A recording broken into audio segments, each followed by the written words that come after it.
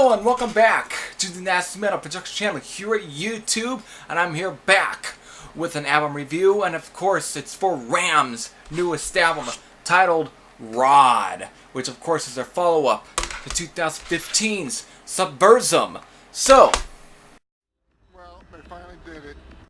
Yep, they definitely did. They came back and made another good album. I could just stop the video right here and say, just go out and buy the album and listen to it for yourself. But I won't, because this is an album review and I have to give my thoughts.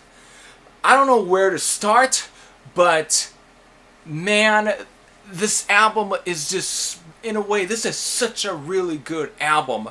This is probably their proggiest, and I'll definitely get to why this is probably their most proggiest album. So, without any hesitation, let me definitely go in. The album definitely does expand on it, the whole stuff of like the Svbversvm album, but like I said, it expands on it. The album, of course, kicks off with, of course, is definitely, and the whole album itself, it's probably got some of their heaviest material here to date, and even though Svbversvm had some really heavy material, but on this one, they definitely put their heaviest material here. And of course, it starts up with Declaration of Independence, and this song is probably kind of the most political song, even though the Svbversvm had some social commentary. This song right here is probably very social commentary, and I can't help but kind of painting the lyrics of the whole situation with Donald Trump and the whole NFL. Just to listen to these lyrics. I pledge no allegiance, I bow to no flag, I am a sovereign nation. No force can hold me, no gods, no masters. I resist all authority. I don't know if this was the band's intention, but it really just comes off in that. I think the song was recorded before ever President Trump being president here in the United States, since the band is from Sweden. But in a way, the song can be interpreted as an address to the whole situation with that. And it definitely does hold with that. But it's a killer track from start to finish. Of course, number 2 on here is On Wings of No Return. This was definitely one of the first songs to be released as a music video. Or one of the first ones, or just as a straight music video. The first one we'll definitely get to here in a second. It's definitely another killer track. Speed to the max. To me, I think these guys really, since them being on Metal Blade, of course they're using the original Metal Blade logo, definitely reminds me a bit of like Savage Grace. So I think with this album, they definitely do show some influence of the whole Metal Blade sound, and this just has that. And On Wings of No Return, when I first listened to this, when it was released as a music video a month ago, I just got some of that vibes. This just could have easily been on one of the old Metal Blade comps, just like with Svbversvm. This is just a really killer track. And of course, now here with the song that was released first to, to promote the album is, of course, is Gulag, which of course starts with the acoustic intro, which kind of reminds me of something I would have expected from a Judas Priest on the Nostradamus album, and it does kind of go into that. It's a very galloping, melodic track that's still got a real rockin' feel to it. It's definitely a really good track.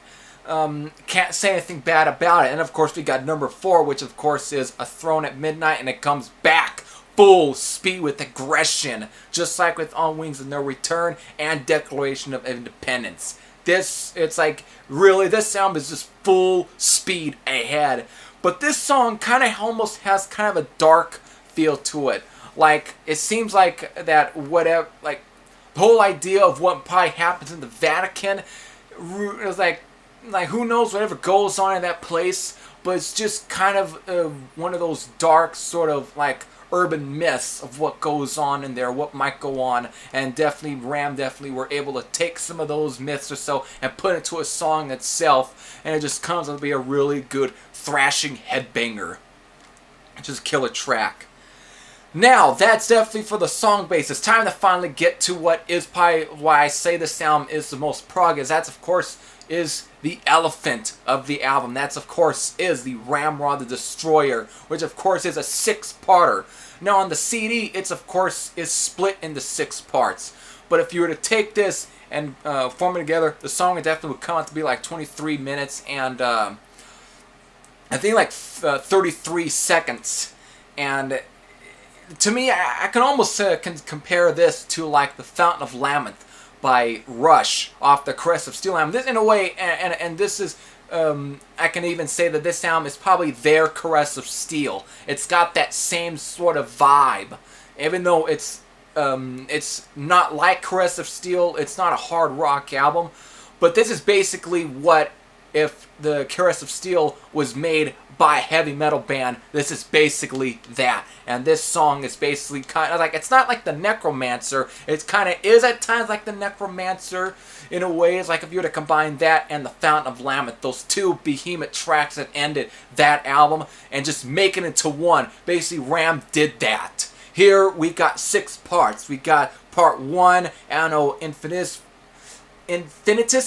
and it's a very spoken word track, almost painting a future, like very apocalyptic. Almost like in a way they're really addressing the absurdity and destruction and chaos that's going on now in this world right now, and they definitely do, even though they're painting almost around like a Terminator-like theory, which is very interesting. But I get that. It almost reminds me of the Terminator, and I swear, which after that, this guy right here almost looks like a Terminator, even though he's got horns, ram horns. But I swear, that looks like the Terminator. And with this whole story, it feels like it was inspired by the Terminator movie, which is very interesting. But after that, we get to Igniter, which again goes back to being full speed ahead. And it's a killer track then. The Cease to Be, which again takes another thing slow, but without losing any, pace, any fluidity, or just, it doesn't break the album from being like, oh, wow, where the hell is this going? No, it doesn't in great, without being forced. It's done in natural fashion, and it's a great track. And then, of course, again, Voices of Death. Another spoken word sort of track again, because the song, the whole piece is to tell a story, and it's very story based, so it's keeping that story going. And then, of course, right after that goes an Incinerating Storms, another thrasher speed track, another killer, and then, of course, ends with Ashes, which, of course, is the instrumental, and it just ends it.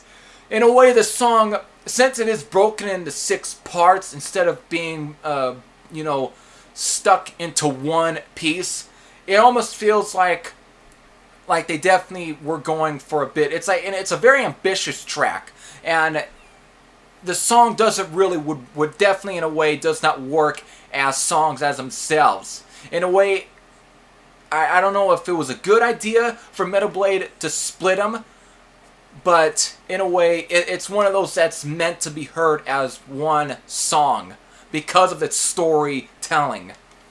Just like with the Fountain of Lament, even though that track felt more like it was, they definitely just made songs and were able to, to just, paste them together. Here, they did that, but I think this one works better than I think what Rush kind of did with that. It both Rush and Ram definitely were able to do ambitious stuff, and Ram is very ambitious on this album. But still, it's definitely killer.